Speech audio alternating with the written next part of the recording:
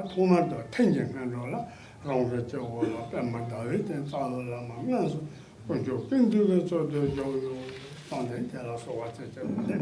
We start out, as we actually should start out every session, by way of going for refuge, giving rise to the enlightened attitude, and praying to our teachers, our root teachers, whom we imagine to be truly present above our heads. To that end, we imagine above our heads a 1,000-petaled lotus flower with a moon disk, and on top of that sits our teacher, with a smiling expression and radiating compassion, or regarding all beings with equal compassion, and at the same time being the essence of all the Buddhas, Bodhisattvas, of all the three roots and the three jewels.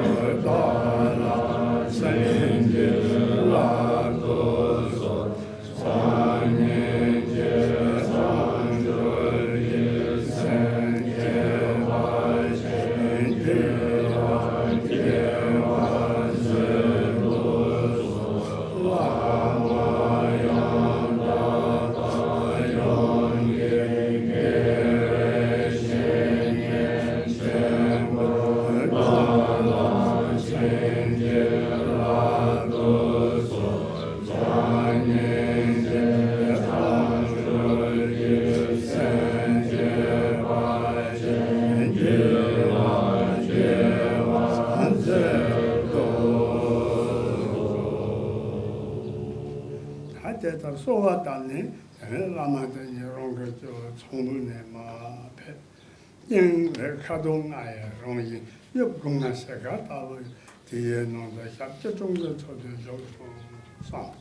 After having prayed to the Lama in this way, one-pointedly, we now imagine how he dissolves into ourselves through the crown of our heads, how he sinks down within our bodies, and how he comes to rest in the center of our own heart. There we imagine the Lama to sit in a cross-legged position inside a 5-colored sphere of light, which is roughly egg-shaped and open towards the top.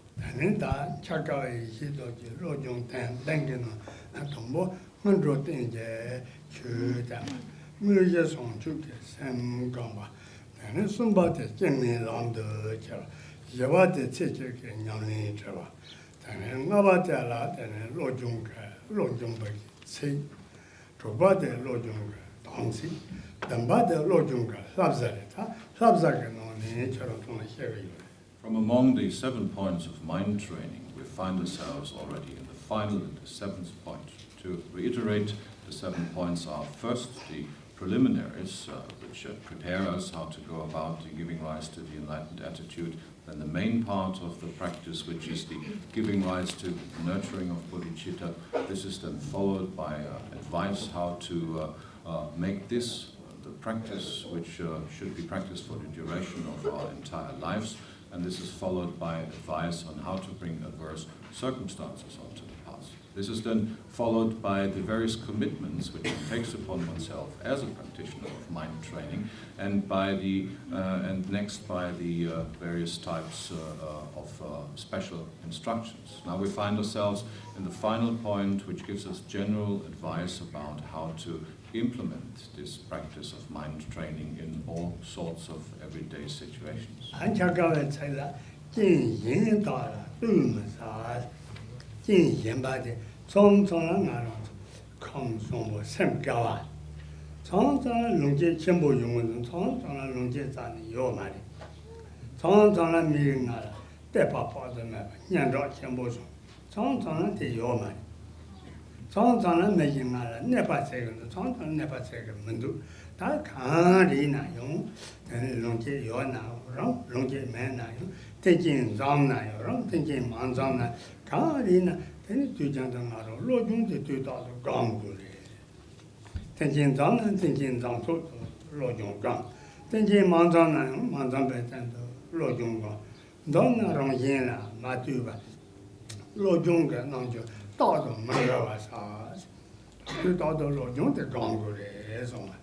Kagyü-Mönlam, the author of the original teaching, continues to say, or there's a quote by him, in which it says, "Do not make yourself subject to various conditions." This simply means to say that whatever condition we encounter, we should not make ourselves dependent upon such conditions. There might be situations in which we might find ourselves to be relaxed and happy, to have a good income, to have not a worry in the world, and everything might just be going nice and well. There might be situations where we're lacking such circumstances. There might be situations in which we encounter difficulties. We might meet people who like us, who are friendly to us, who give us help in any which way, and sometimes we might meet with people who cause us harm, who produce difficulties for us, etc.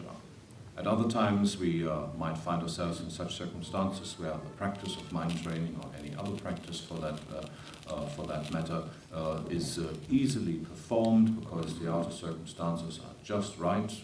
And again we might find ourselves in situations where the practice is rather more difficult because of difficulties and problems in whatever circumstance, in whatever condition we might find ourselves. Whether the one or the other is the case, we should always continue to train ourselves in the instructions of mind training. We should by no means make ourselves dependent on positive situations in such a way as to be able only to practice when the conditions are right, and we should not let it happen that we are completely unable to practice if the going gets a bit rough. So whatever situation, whatever condition we might find ourselves in, positive or negative, fortunate or rather more unfortunate, we should endeavor to practice mind training, to implement the instructions of mind training in any which situation, in any which circumstance that we might encounter.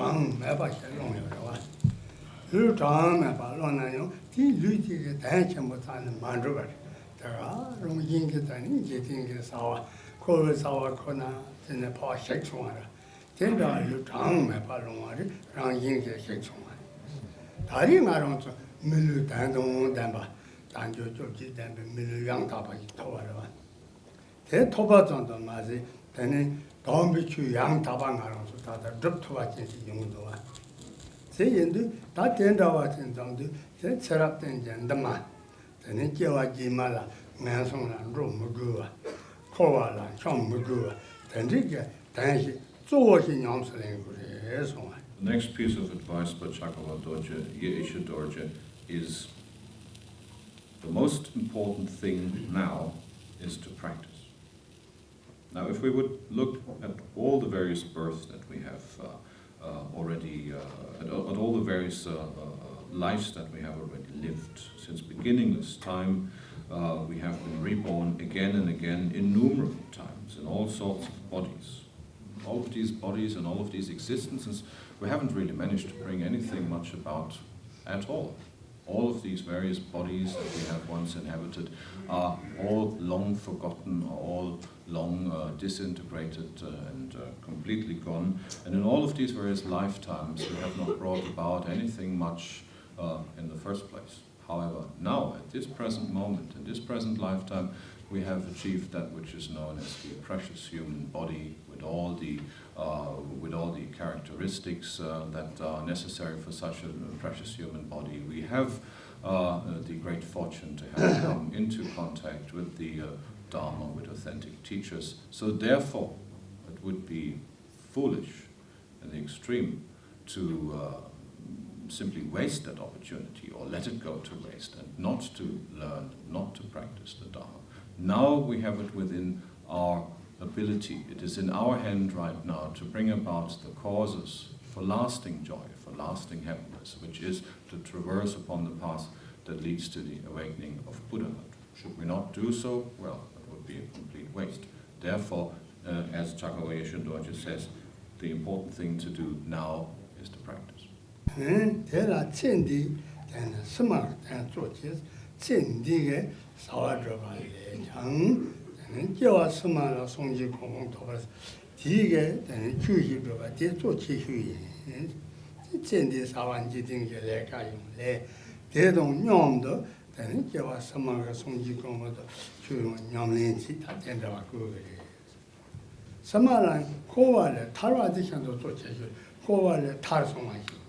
And you get choosing Yamnichi and they do Chihu. Wrong, Dandrovale, Yinja Dandrova, they do Chihu. Two moon to Shepa Legend, then teacher to Drova Yamnicheva, they do Chevali. Drova Yin Seba Legend, Songju, Sam Gamba, they do Chihu. So this is what is to be done. It has clearly been pointed out many times that there is not a minute to waste, that we ought to start to practice right away and stop wasting our precious time. Now, as we do so, definitely the most important thing, if we were to compare benefit for this life, benefit for future lives, would be to bring about benefit for future lives. When we think about benefit for future lives, then of course it goes without saying that the more important thing to do is to find a way out of this cycle of suffering altogether, rather than planning for future lives and hoping to experience happy and joyful circumstances in such future lives. Therefore, we should rather strive for the virtuously, for merit, and to bring about benefit, which could bring this about. When talking about virtuous activity, about bringing about merit and benefit, then it clearly has to be said that the more important benefit that is to be brought about is benefit for others rather than benefit for oneself. And when talking of how to go about the Dharma in the first place, whether to learn the Dharma, to study the Dharma at great length, or to rather put Dharma into practice, to implement it, then the more important of the two definitely is the implementation, the practice, the bringing to realization of all of that Dharma. And when looking at all the various Dharmas that could possibly be practiced by any one individual, of all the various meditation techniques and practices there are, the most important, the most efficient of all of these is this mind training, which we have been hearing about.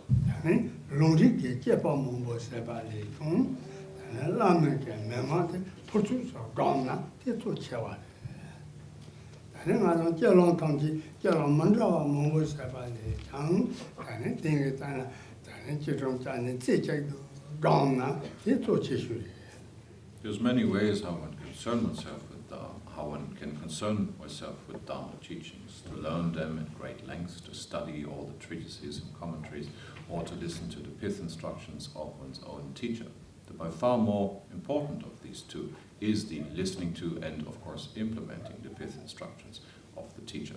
Having understood that, there are a great many different ways of conduct, different ways of how one could possibly practice. And the most important among all of these various types of conduct that one could possibly adopt is to sit cross-legged in meditative absorption.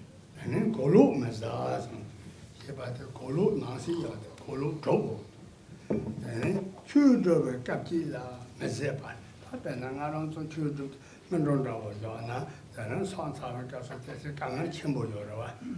What I did have Kanga Judo Kanga Zetogures. Tell us Matopa, Naruga, Drat Anti, Dor, Naranga, Nindo, Yendi Tanti, Yo, Kang, then Song Japata, then Davala, then Tigidava Savatella, then Dongan Mumbo Yuri, tell us Zappa Gantava, Zappa Colori. Chagawaya Shudoji continues to say, do not allow wrong understanding to arise. And this is then followed by a description of the 6 types of wrong understanding or wrong view that one could possibly give rise to. The first is a wrong understanding of implementation of practice itself. For instance, if we find ourselves performing prostrations or similar such practices, this of course goes along with a certain physical exertion. For the one it might be easier, for others it might be more difficult. So there are some difficulties in performing this practice. Not to give up, not to give in such a way as to say, oh, this is too difficult for me, I just can't do it, there's no way I can perform this practice, and look for something easier. This is something that is to be avoided.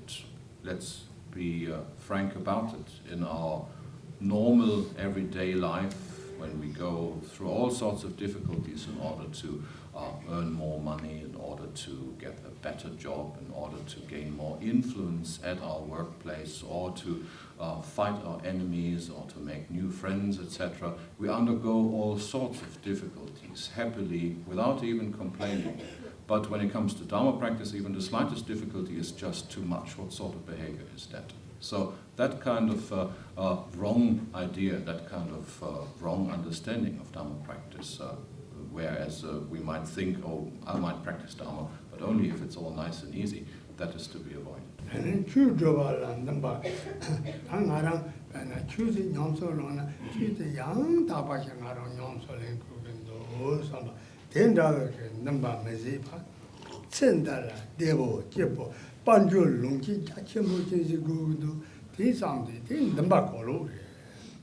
I forgot to say before, this kind of behavior, the first that was explained, would be the wrong type of patience. Now we might find ourselves wanting to practice the Dharma, having a great wish at the bottom of our hearts to learn and accomplish Dharma practice, having that kind of yearning. On the other hand, if we do not have that yearning, if we rather more yearn for worldly pleasures, for all kinds of worldly joys, etc., that would be the wrong kind of yearning.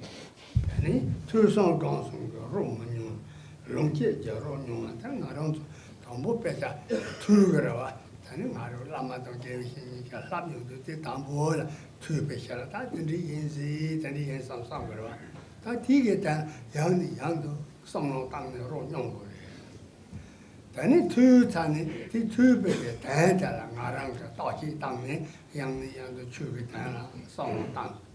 Tani song tang ta tani je je du gang ni chu ke tan dong ba ni ke tan la so ba gang ba. Ta ten da wa chen chu ke tan la ro nyong wa do. Ten da wa ma ji ba ta ngaro ko si ya po che gu gun du ta ti ya po chu na la sa ma ya po che gu gun du ta ti gu na la khang ba ya po che gu gun du na la ga ri ya po gu na la tro ya po che gu gun. Ten da wa sa ni ten su ti ro nyong wa de ro nyong ko lo re. Te tang ji mo ta pa re ta ta yo na yo ke ji ke jon ro gun du mi ro gun du sei ro gun du te la te ni yen rin bo la te ro nyong to ma re. Now, if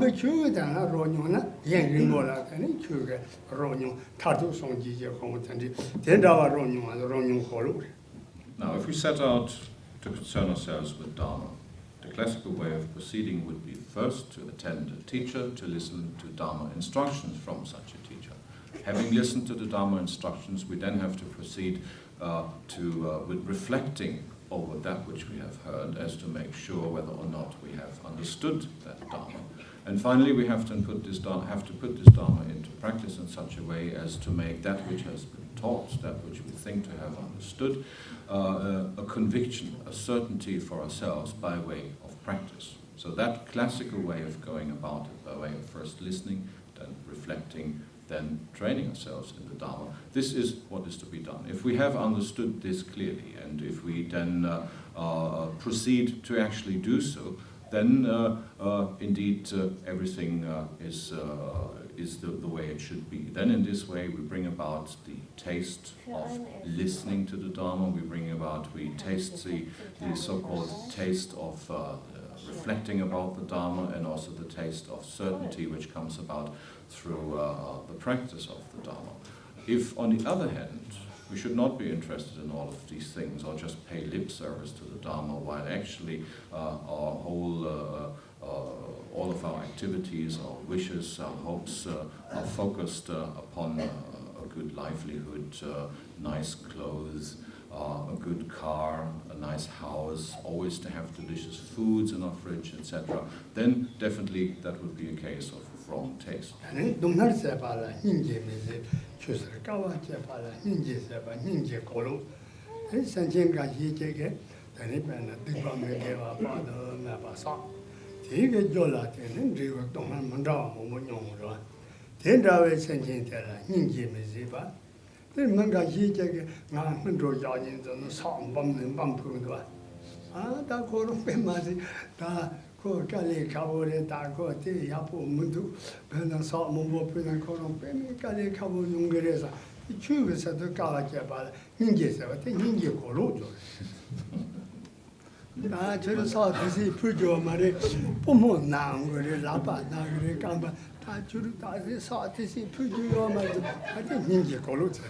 When we look around ourselves in the world, we invariably encounter all sorts of beings which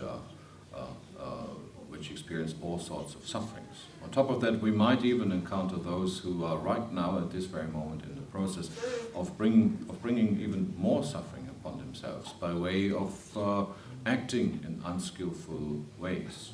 If we would see such behavior, if we would see such suffering in others, and if we then gave rise to kindness and compassion towards them, or to compassion for that matter, that would be the right type of compassion.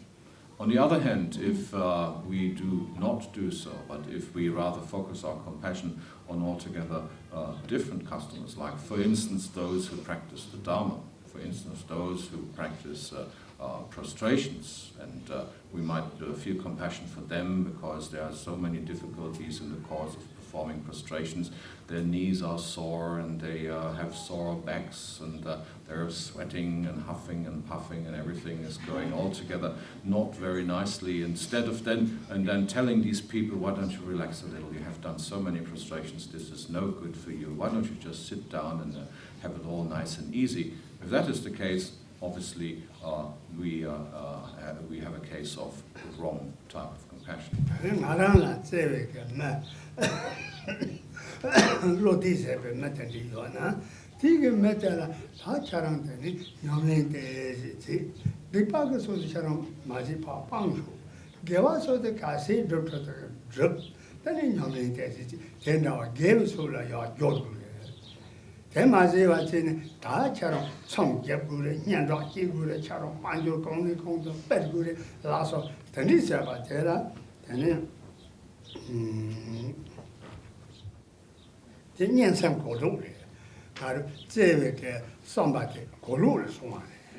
Particularly in regard to those who are near and dear to us, we should, of course, if we're in the possession of such knowledge, point out to them whenever necessary that they might possibly be behaving in erroneous ways, that they might possibly be making mistakes, for instance, by way of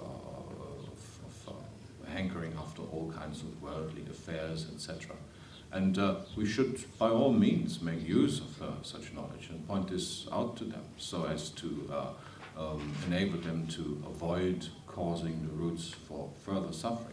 If, on the other hand, we do not do so, and we rather more encourage them, for instance, why don't you work harder, why don't you make more money, why don't you buy more beautiful things, etc., etc., then indeed this would be a case of the wrong care.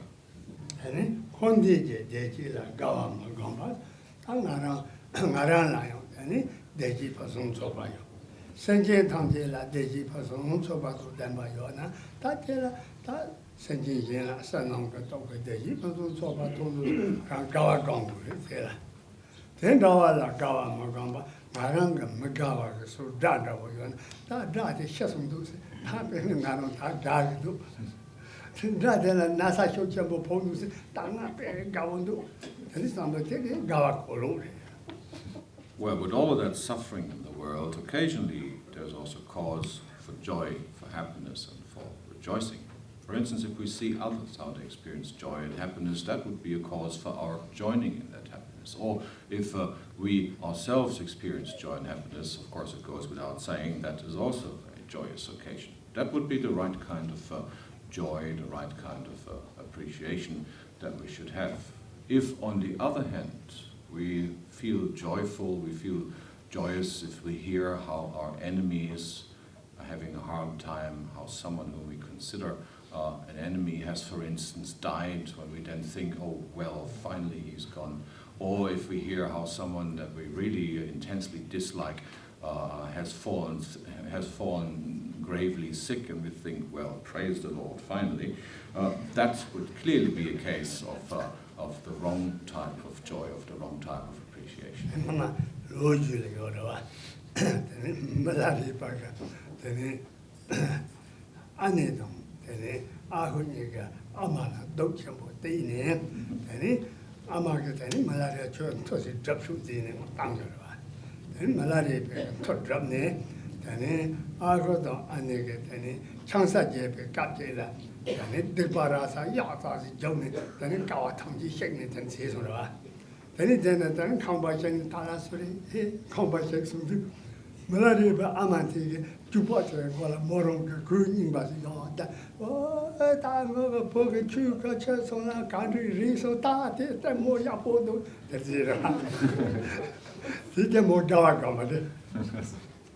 Now here's an example, right?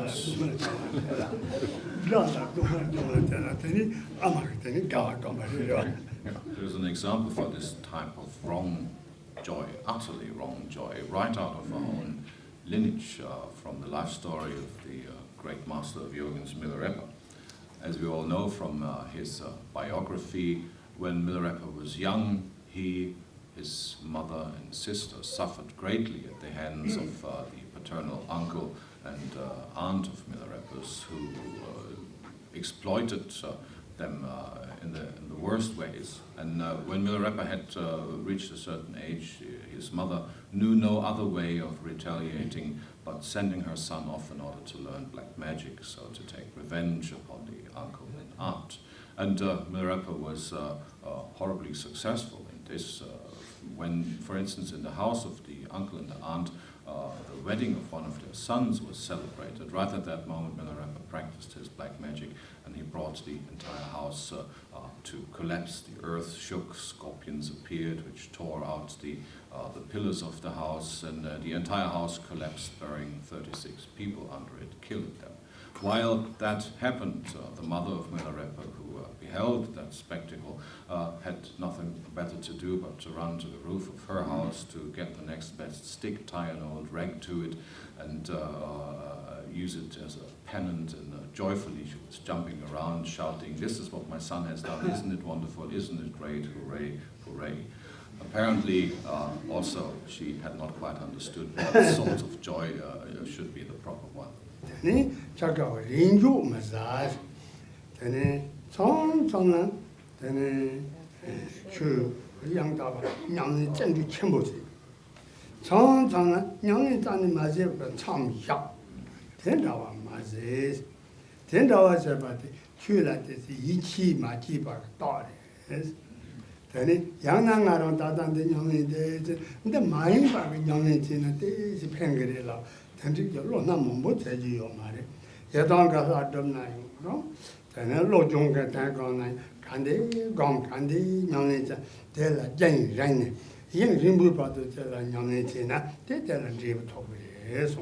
The next piece of advice by Chagawa Yeshe Dorje is roughly, do not only do it occasionally. Which means to say that occasionally we find ourselves full of enthusiasm for Dharma practice, and we think now, well, this is what I have to do, and we jump right into it and practice vigorously for a while. Then, after a while, we get bored with it, or we get tired with it, and we think, okay, that's been enough now, and I should take a break, I should relax and do something else. And then discontinue the practice completely for a while, only to take it up again later on. Now, that would not be a very advisable way of going about it. Rather, we should we should bring about a certain continuity. On the other hand, we might, for instance, practice a particular Yidam deity meditation. We're all in love with it, and we think this is the greatest of practices ever, and we enthusiastically go about it. But then after a while, things become stale, things become boring, and we think, oh well, there are so many others, wouldn't it be a nice idea to start something else? In this way, we completely lose track of what we are about, what we're supposed to be doing in the first place. Instead of going, shopping or however you want to call it, rather more concentrate on a single practice. As long as we have not gained realization in a single practice, what's the point of stopping it and starting out with something else? None whatsoever. Therefore, the advice is, figuratively speaking, rather be constant in what you do it continuously, and continue doing it until you gain some experience. Now there's time for some questions, should there be any.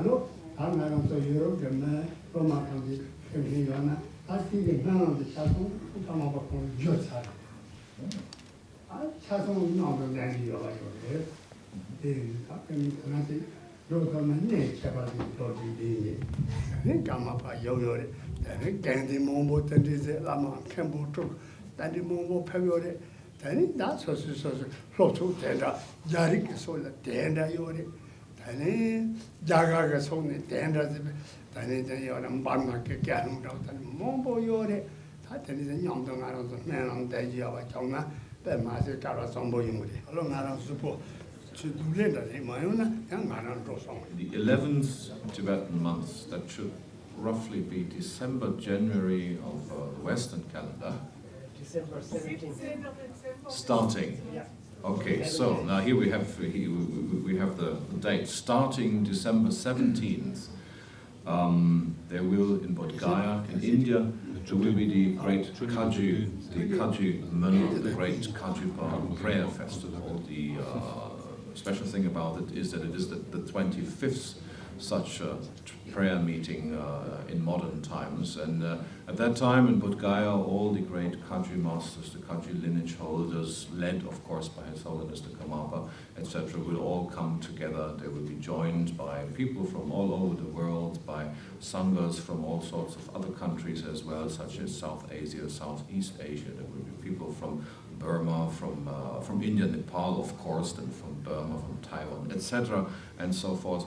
All of these people will come together, plus many, many Western students. And the special thing about this year's Mönlam festival is that His Holiness the Karmapa has made sure that all the relevant prayer texts, which are continuously recited during that prayer festival, have been translated into various languages, into English, into Chinese, etc., so that all the participants who come can actually join in the actual prayers, not just sit there and watch the monks do it. So in this way, this is going to be a very special prayer festival. Rinpoche himself, if he is well enough, plans to definitely go there.